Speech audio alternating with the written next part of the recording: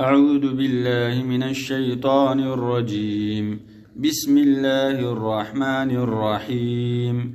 إنما كان قول المؤمنين إذا دعوا إلى الله ورسوله ليحكم بينهم أن يقولوا سمعنا وأطعنا وأولئك هم المفلحون.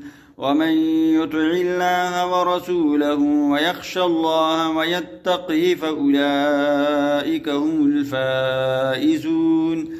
وأقسموا بالله جهد أيمانهم لئن أمرتهم ليخرجن قل لا تقسموا طاعة معروفة إن الله خبير بما تعملون.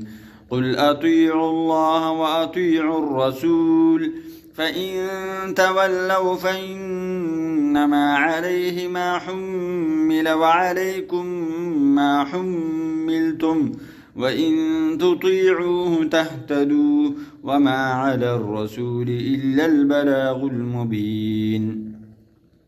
وعد الله الذين آمنوا منكم وعملوا الصالحات ليستخلفنهم في الأرض كما استخلف الذين من قبلهم وليمكنن لهم دينهم الذي ارتضى لهم وليبدلنهم من بعد خوفهم أمنا يعبدونني لا يشركون بي شيئا ومن كفر بعد ذلك فأولئك هم الفاسقون.